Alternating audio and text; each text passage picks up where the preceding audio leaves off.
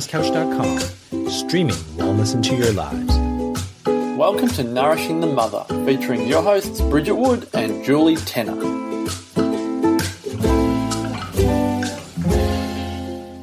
Hello and welcome to Nourishing the Mother. I'm Bridget Wood. And I'm Julie Tenner. And today's podcast is Monetising Motherhood.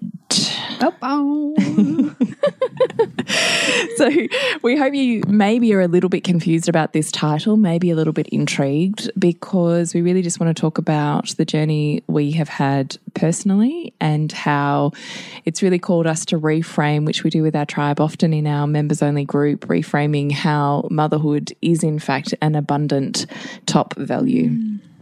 So before we jump into monetising your motherhood, we would love to invite you to jump onto nourishingthemother.com.au and sign up to join our tribe. And once a fortnight we've moved it to because we're not showing up once a week.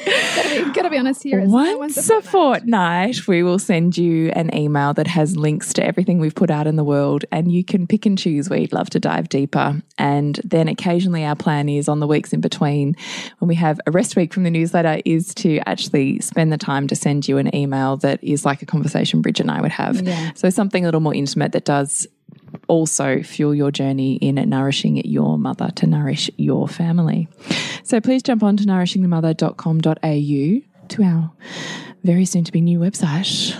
It's pretty exciting. It is. And check it out. Join our tribe. All right. Enough of the crazy language. We've been sitting together doing business stuff for like about 6 hours. We're a little crazy right now. I'm kind of half inspired, half want to have a nap instead of where I am. So excuse us if we're a little bit off kilter. What we do want to take it back to, though, Bridge, is how we started this journey of Nourishing the Mother as a podcast without any sense at all that it would ever, ever, ever turn into a business. No, it was not even in our realm of thinking, was it? None. It was just... We were lit up and inspired by this thing that we couldn't find physically other people that were lit up and inspired in the way that we were. And we would have these conversations and we'd just be like... They'd be esoteric and then they'd be really practical and then they'd be like inspired and they'd be like open-hearted and we'd be like, surely other people would want to talk about this stuff too. Yeah. You know, and that was really what fueled us and our own inspirations. And we loved podcasts. Yeah. So we had started really getting into podcasts, which were really super new in Australia back then. They were. About 4 years ago, you couldn't really hear a podcast in Australia, really. Yeah. They were mostly US based. And we had started to listen to a number, and then on our catch-ups once a week, we'd be like digesting. Yeah. It'd be like a little mini digest of that week's podcast listenings. And that's what inspired us. We thought, there's got to be something here. And in actual fact, it was you who happened to have this weird connection to the person who ran the Wellness Couch. That's right, yeah. And one day you were like, well, we can do it. Let's do it. Yeah. And I was like, no. And not no because my heart didn't want to do it. Yeah. No, because financially I couldn't work out how to pay. How to even pay for what it was going to cost us and does continue to cost us to have the podcast edited and hosted. Yes. Even correct. just that was a block. Yeah, I couldn't even do it. And so you'd said to me, no, we have to do this. We can do this. You can find a way to do this in your budget and blah, blah. And I was like, no, I don't think I can. And we backwards and forwards for, a number of days while we kind of festered on it. And then in the end, I decided that inspiration in my body, this drive to really want to do something so deeply was like, to hell with everything else, I'll work it out. Which is not the best financial plan. No, but back then that's where I was at. And I did also totally believe that we create time and money for the things that are most important to us. And there was something really important to me here because it involved my personal growth and evolution. It involved my children's and my family's, and they were really important things to me. And also I think even then, holding a space for women. I mean, that's all, creating community. That is also a key driver. Totally. So Bridget and I split the costs every week of paying for this hobby because that's really what it was. And you know, I took that out of my family budget and likely just put other shit on a credit card is probably how that rolled, in all honesty. So that's how we started Nourishing the Mother, thinking this is just something like going to a weekly class that we really deeply wanted to do. It made sure that you and I spent child-free time together, talking about and discussing the things that we really loved. And that then fueled my following days because it was this slice of me as well. So then it wasn't until we were about a year into the podcast that all of a sudden we realized we had collected like this beautiful basket of flowers, this group of women along with us. Yeah. And we were like, oh, this is amazing. Who knew? You know, like we were so lit up. And I think back then it was like 200 women or something. And we were blown away. We could not even fathom the concept that we had found 200 women who wanted to think and talk about what we wanted to think and talk about. Do you remember how mind-blowing that was? It was just, you know, and I mean, I can still feel that because I still feel that to a degree now, you know, even when we get emails and what we hear and the stories that relate back to us. I still kind of pinch myself in a way, you know? Totally. But that would have been the point at which we then thought maybe there's something in this, like there's more here. Yeah. And so then we tried to create a physical women's circle because that's kind of what I was doing. And we were like, let's pull these women together. And that's when we started the journey of, okay, we think actually there's something here that's also a business. But we'd kind of done it in the reverse. We didn't go into this thinking there's a business plan, there's a strategy. We've pretty much responded to what we've seen wanting in our tribe and tried to work through our own blocks to creating that, to then creating it. Yeah. Yeah. So we've kind of reverse engineered it in a way, haven't we? And learned an absolute shit ton in the process and empowered ourselves in areas of life we never knew were possible to be empowered. And at the same time have managed to keep family and parenting as our top value and realize that it doesn't need to come at the expense of career and the career doesn't need to come at the expense of parenthood, but in fact one can fuel the other. And that has been the most incredible awakening for me. Me too. You too? Yeah. And so we say this to our tribe all the time, that you can absolutely, whatever your top values are is also where your greatest abundance lies. Now, abundance is going to come in many, many, many different forms. It's not just going to be money. Money is but one energetic form of abundance. So first off, it's to realize where your abundance lies, which is what we talked about in the Flip Your Finances podcast and audio series, is to first get into gratitude. Realize that you're not lacking, you're not without, you're not missing, is to see that you already are whole and abundant and get into a heart-awed place of abundance mindset. And if you're finding it difficult to get to that place, you know, be willing to sit with the questions as to why. Because likely it's comparing yourself to someone, you know, injecting the shoulds, you know, the social shoulds that says a mother should be this, or as a woman of this age or this skill set or this whatever should be this. And not willing to see your own magnificence and your own abundance. Not willing to see that. It's like me not being able to celebrate, right? Yeah. We can't celebrate where we see our abundance often as women. So it can be hard to even see it. Sometimes you need a set of questions and a tribe to kind of get you through your own stuff enough to really see you, because we only see a fraction of ourselves. Yeah, and we see a really distorted fraction of ourselves. So you've got to get really grateful for where your abundance currently lies before you can have any type of masterful ability to move that, to be able to move energy from one form to another form, which is all it is.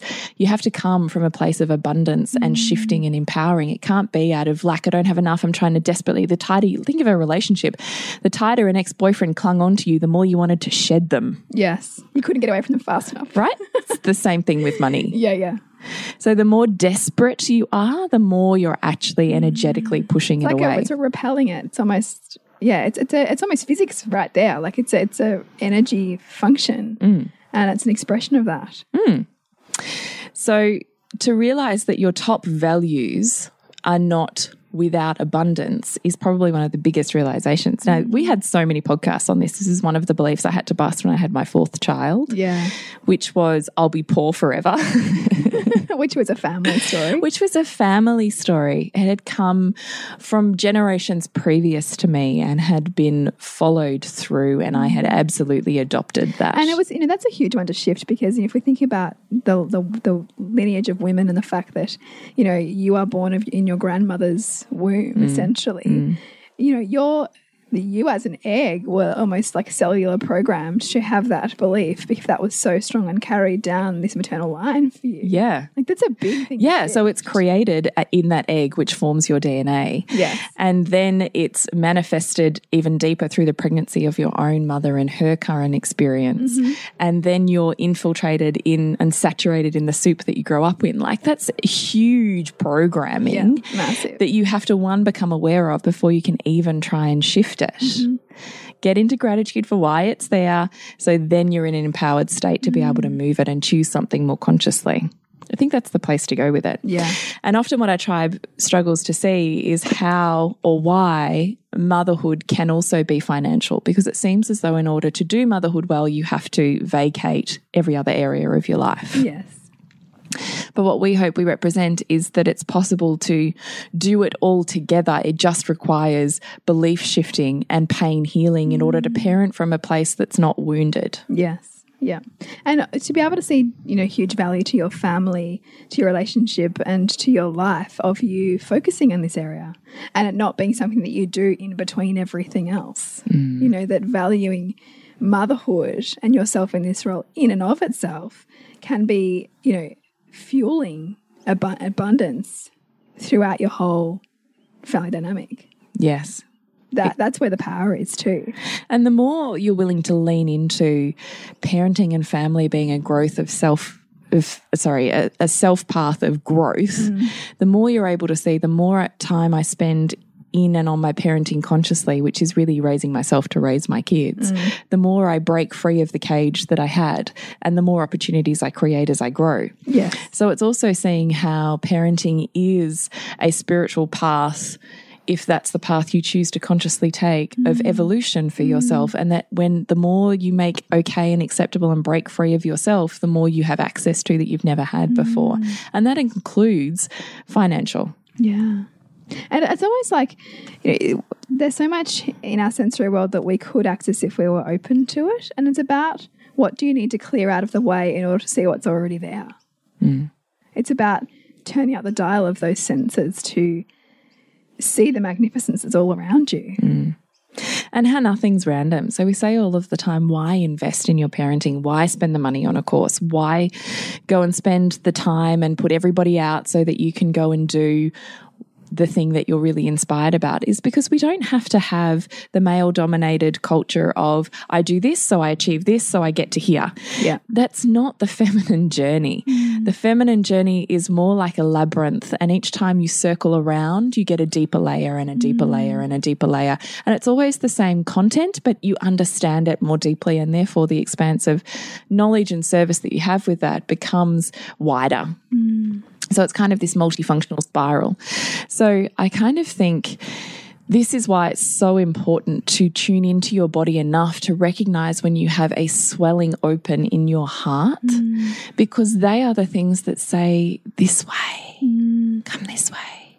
And Bridge, you and I really, we say we ended up here at Monetising Motherhood, in a way, kind of by accident, but in a way, not at all by accident, because you and I have both, without knowing the end goal and the end outcome, spent an indescribable amount of time, energy, and money investing in what lit us up about parenting, the next stage we needed more information on, the next course that would give us the bit that we're missing in our toolkit currently, the next I've been parenting for 14 years.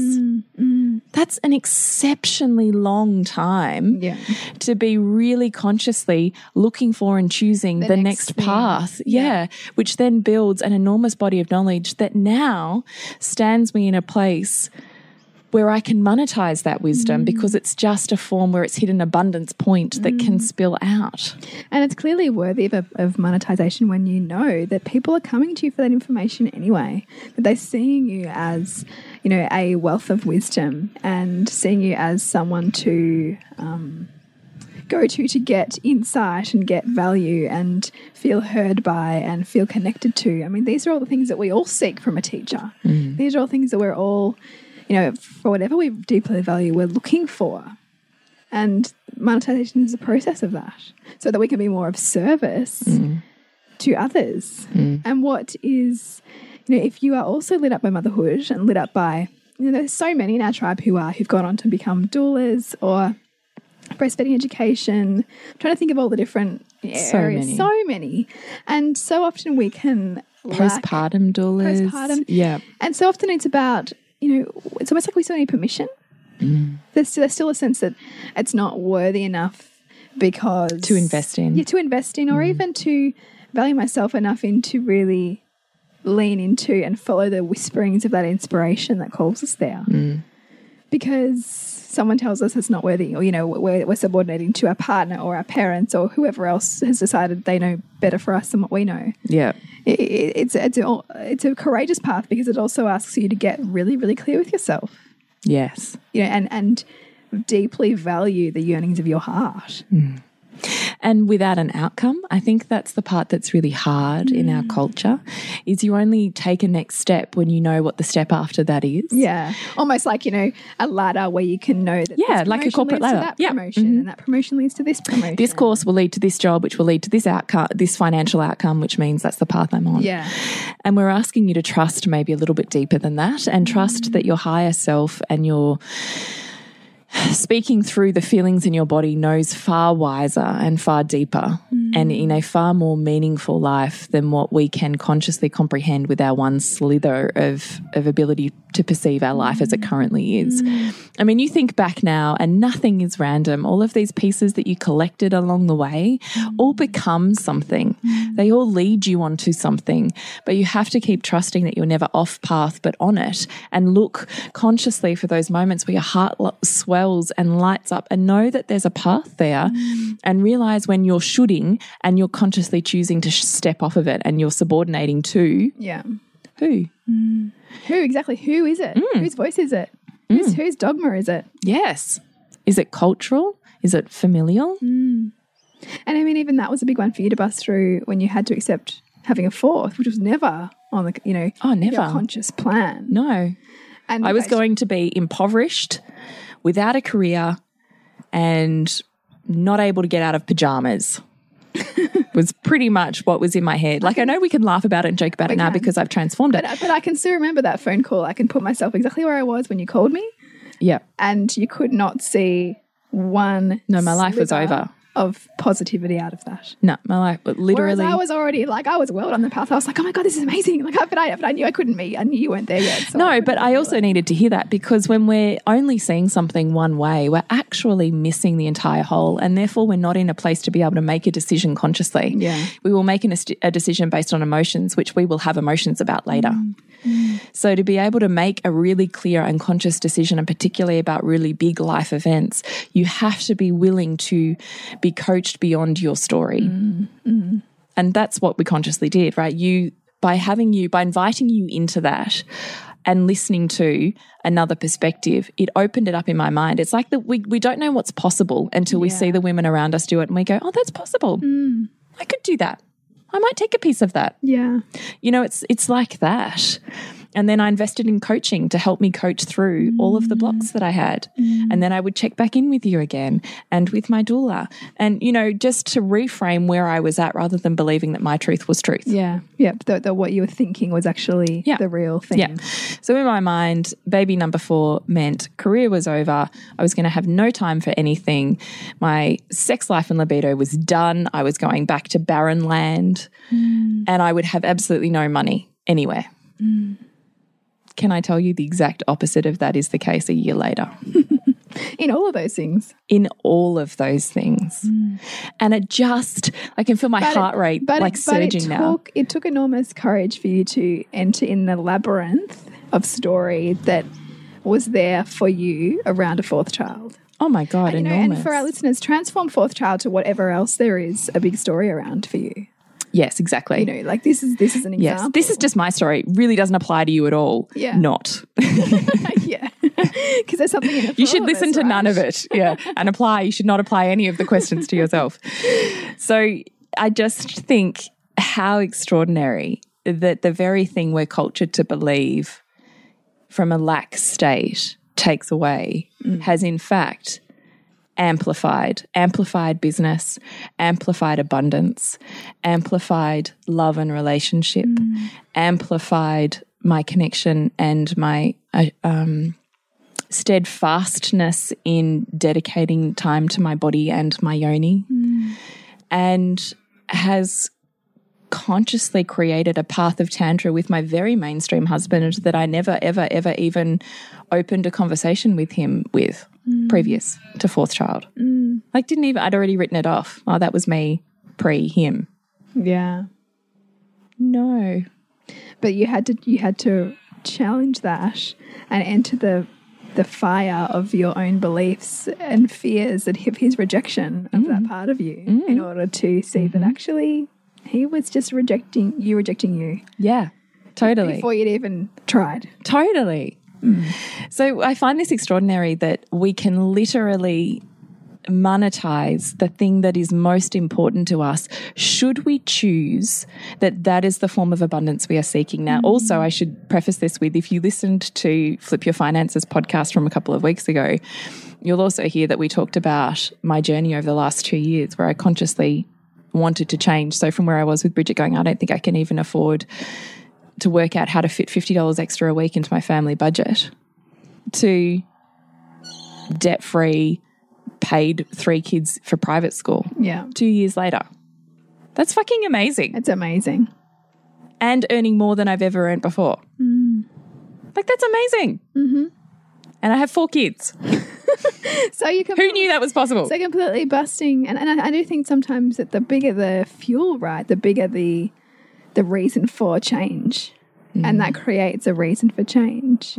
And we so often, like, as much as we say we don't want the challenges and say that we don't want the hard stuff and say that, we want to find comfort, that was so catalyzing for you because would you have got here if I was comfortable? Yeah, and if you just had the 3 and you're coasting along, you needed to feel the burn of that. Yeah. In order to create the opposite. Well, had I not had her, I wouldn't have had a reason to face all of that stuff that I faced in order to bust into the next evolution of abundance. Now, you don't have to have a 4th child to do that. No.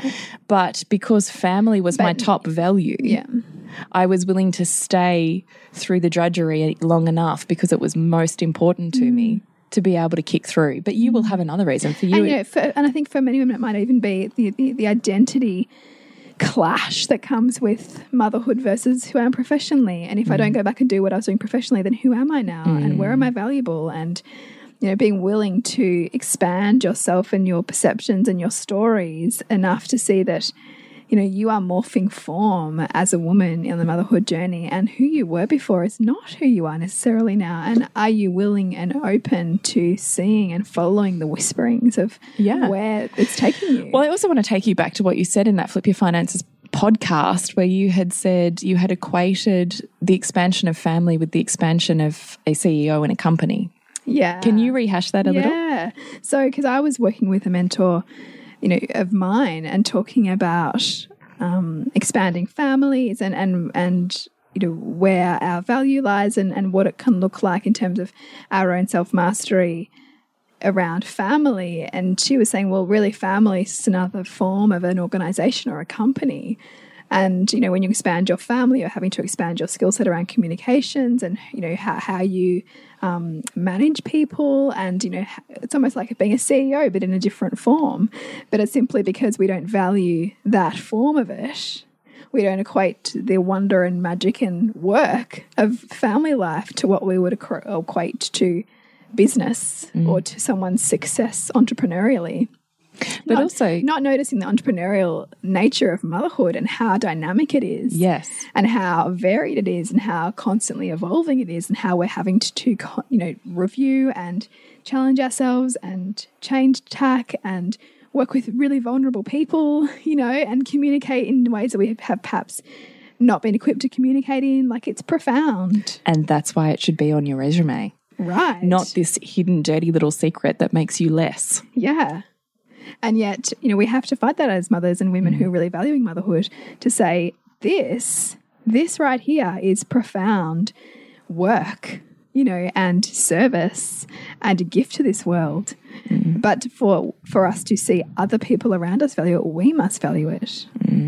Valuing the work of giving life to children and to ourselves in that process. I think back to when we started the podcast and what we talked about and who we were and how we viewed mothering and raising children. And because, we grow the most in our highest values, that we're constantly being asked to evolve and reframe and add more knowledge and challenge prior knowledge and get uncomfortable and get comfortable again. And that's what happens to our identity as it shifts through that journey. And there's an opportunity for all of us to really tune into what that looks like uniquely for us as mothers and how we want to show up to our family and show up to ourselves in valuing ourselves at the same time. For what not only we deserve as women, but for what our children deeply benefit from seeing as a blueprint. Because they're going to grow up in a world that we don't understand, in a world that perhaps even more so is going to try and tell them all of the things they should be except themselves. So they need a woman who is able to stand as sacredly and honestly and truthfully as possible in who she is, even when she doesn't even know who she is, but knows that the path of unraveling and the path of challenge and the path of sometimes losing yourself is the path to find yourself. I'm so happy you said that, because I think that's such an important piece. Even when she doesn't know who she is. Yeah. Because that's the heroine's journey. And that's the breaking and busting and, painful place that the identity shift of motherhood creates. You're being asked to let go of everything you might have thought you were in order to piece yourself back together in service of another human, and a relationship. And, it's enormous. And you will face all of your edges. Yeah. But in facing those edges, you can choose to see how you're victim to them, or you can choose to see how they help you manifest the life that you were born to live. Because you can only live that life and have a different reality when you change what's happening in your head and how you respond in your body. Because when you change what's happening in your head and you change that dialogue and you expand your perception of what's possible in terms of how you respond and show up and what your patterns are, you change everything. Everything then is possible to shift. Yes. What else do you want to say? Well, I guess monetizing motherhood, like, what does that mean for you? For us now, I'm trying to think how many years down the track we are now. We're into our fourth year podcasting. Yeah, I think so. Yeah. Which is crazy. Who knew that was going to happen? Yeah. We just keep showing up week after week. And here's the thing, even when we don't want to. Yeah. Even when we're like, fuck, I've got nothing in me. Or, I'm exhausted. Or, between I hate being a motherhood hack. And breastfeeding. Yeah, and right. tiredness and frustration with our partners and feeling like we want to pull our hair out. I've had 2 babies on this podcast. Yeah, you have. Yeah. Yeah. 2 journeys. Yeah. We started with Hugo and Lola being super little, and then I actually birthed a baby. Yeah. And then you birthed a baby. I birthed a baby. And you're about to birth a second baby on the podcast. On this podcast. Well, hopefully not on the podcast. Well, but just going to put it out there, Bridget. I'm kidding. I don't know. We could Insta story that shit. But so, what it's really brought home for us, I think, for both of us is given us permission to really value our role as mothers and to really value the time that we spend with our children and with ourselves on this. Because if you are always going to make parenting about your child and never about yourself, then you miss out on so much growth and you miss out on so much relationship with them if you can't see that they are helping you grow just as much as you're helping them grow. And so I guess we arrive here, the beginning of another year, really thinking about what we want it to look like for us. And we're at the point now where we know that we have an enormous tribe of women who get enormous value from us showing up in this way. And literally, and it still blows my mind, and I'm sure it does yours too, Bridge, literally life-changing. Like just saying your podcast has been, the out to my sanity for this entire year. Or I don't know how I would have got through this journey without you and this podcast. Yeah. Or without this tribe, I would never have got to here. And I just feel like that is extraordinary. Yeah. Like to have this imprint on to change one woman's life, to come down to the power of one would enormously fill my heart. And to think that we have the opportunity to do that bigger swells me with such, I don't know, awe sometimes that I just can't even grapple with it in my head. Yeah. Sometimes I definitely find it difficult to even feel into that, like the enormity of that. But I think this year is definitely, and the feedback that we've had time and time again, it's really brought home to us the value of us looking at this bigger, like how do we be of more service? How do we, be of more service to women in the world and their families and to ourselves and our families. And you know how we do that? We have to bust the shit that's stopping us from doing that. Yeah. Like we kind of almost both ended up with like massive headaches and feeling super tired when we wrote down like some of our big dream goals for this year. And my big thing has been seeing how, as opposed to still looking at the clash of earning money and having a career takes away from family and having a clash, is seeing how it totally linking it, seeing how it completely serves my highest value of family because it expands my experience with my children because I can do whatever I want to do with them. Yeah. Nothing's off the cards. And we can celebrate them and we can send them to the schools we want to send them to. And that swells my heart so big that all I can be is grateful for this job that fuels that rather than feeling like, oh, I have to go do this thing that takes away from the thing I really want to do. Which in fact, despite like, us saying, oh, it's so hard sometimes to pull ourselves together for podcasting, it's never really anything we complain about because we know that by the time we finish recording, we're both feeling so much lighter after it. Totally, because we've actually taken time to consciously move through the resistance enough to take a moment to step back into the thing that lights us up. Yeah. And that's what we hope you get from this podcast, is expanding what's possible and knowing that it is not random that you have these feelings of swelling and yearning within your body. They are not random. And because they don't look like a linear path forwards on a very clear trajectory does not mean that they're mistaken or wrong. There's not value there. Yeah.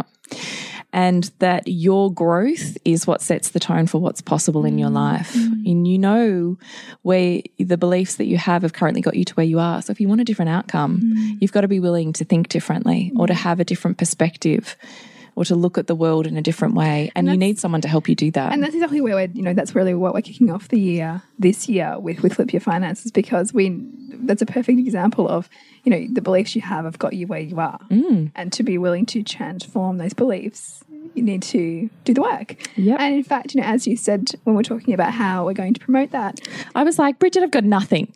Got nothing.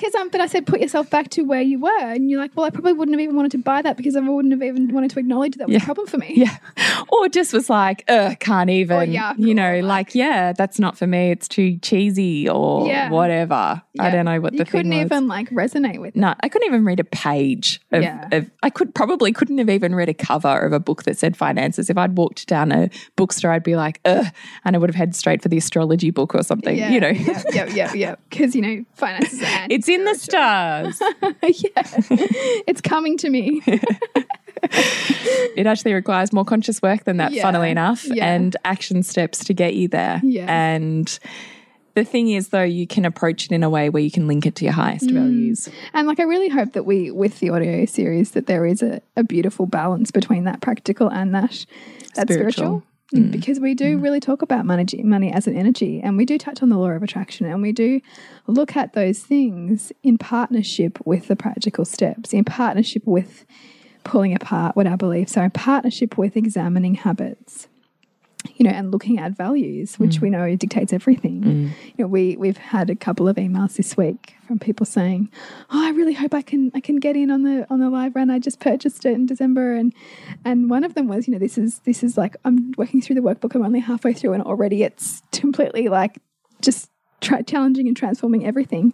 And that's what we want to hear. Like we want to consciously be working through this work with our tribe. Because if women can be financially empowered, I mean, how much would that change the world our children grow up in? You know, and that's one of the big inspirations for me. And I'm quite sure that there's no mistakes that, you know, my grandmother had to do that and, you know, like raise all these kids with no social security. And in fact, even if there was, she would never have had a bar of it because she would have had to have done it on her own.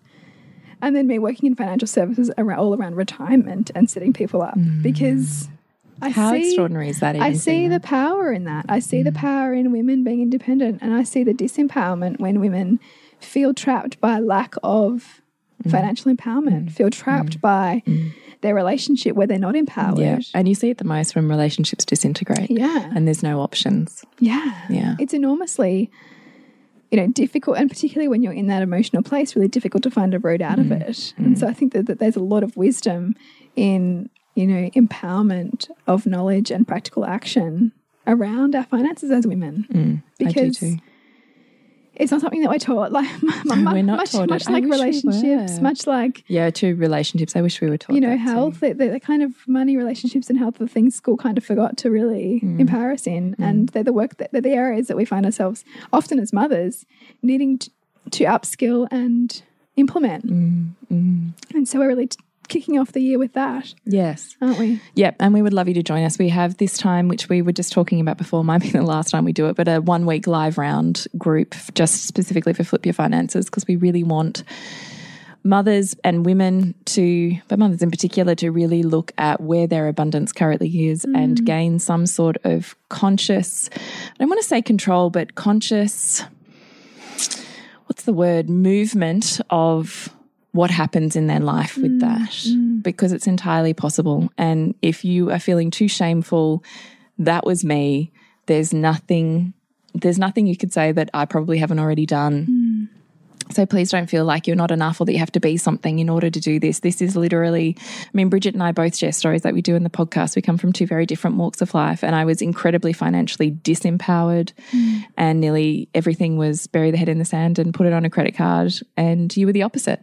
So the For Finances series has both, and we both talk about how we journey that and what is moved through that. So I would imagine between both our stories that you're in there.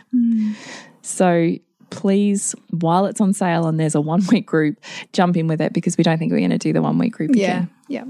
Today's been really clarifying in terms of where we want to spend our time, and we're so lit up by this month. And I think it's something about the time of year too. It's about the beginning of the year and the intention setting and everything flowing from that. Yeah, but beyond that, we're really looking forward to jumping into the nuts and bolts of parenting and relationship afterwards for the rest of the year, aren't we? Yes, we are. And coaching, we've actually decided for the first time we're going to get serious about one-on-one coaching. So when the new website comes out, you can find out more about that. Yeah.